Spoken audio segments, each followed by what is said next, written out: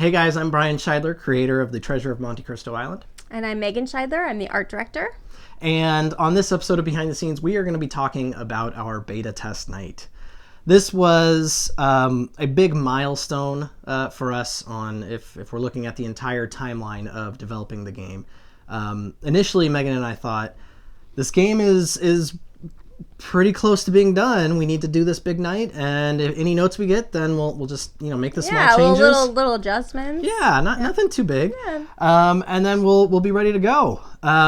We thought we could be launching or at least ordering our demo units a couple weeks after that. That was 8 months ago. So needless to say, things changed.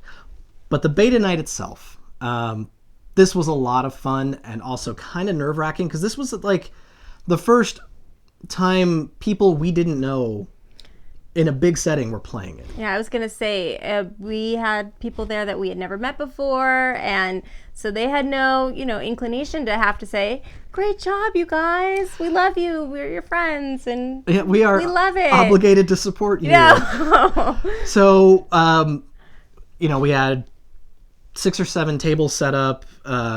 Wasn't that many? No, I think we had about 5 games going on. 5 games, yeah, that's right. Yeah.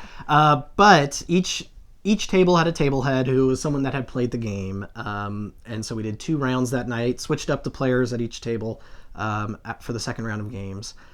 And, we didn't play, so we weren't influencing any tables. And I think for us, the first thing we noticed was the game worked.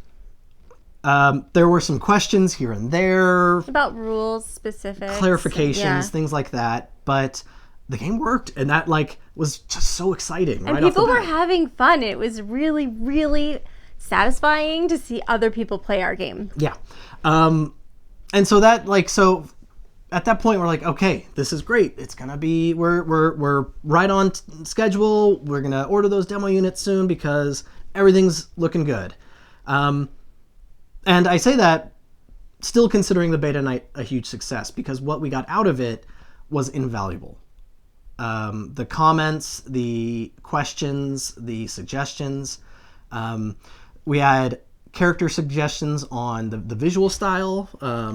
So one of the gals that was there that night, she is actually a cosplayer. And so she was talking to us about the characters and saying that these characters really could use a little bit more of unique style to them so that if I were to cosplay as them, I could pick out pieces of their clothing and really embody that character. And so we really took that to heart, and I started creating more character design notes, and it developed from there. And in addition to that, we also got a lot of gameplay suggestions. Some of those suggestions got taken and workshopped, and that became the expansion pack, because I think the number one thing we heard that night from a lot of people was, I want to play as the thief. So we're like, that's a good idea. We've been talking about that, but now we really need to go down that road. And so that's how we came up with our idea for the expansion pack. But we also got some suggestions about what happens if your character dies, and the mechanic we had in there didn't seem to be working, and that was important for us to know, so that if a player died early in the game, they would take over the thief, but there wasn't. And Brian got really, really excited when I did. I got probably a little too excited, but mainly it was because nobody had really died. So when it happened, I thought it was important because you have to be able to lose. Yeah, you have to be able to lose.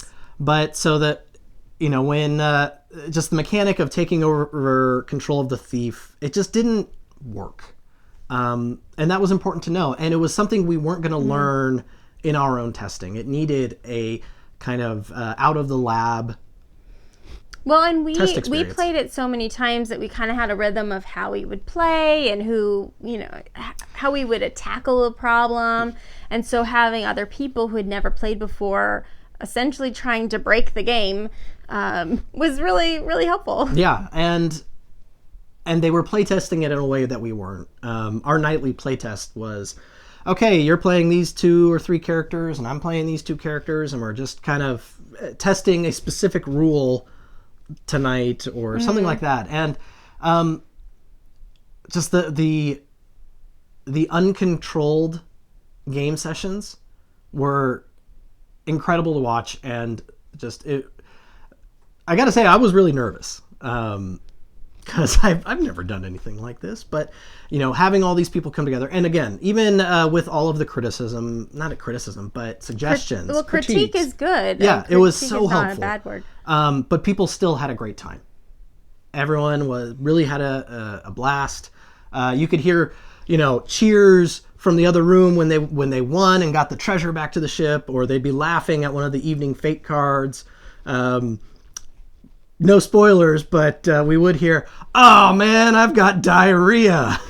Yeah.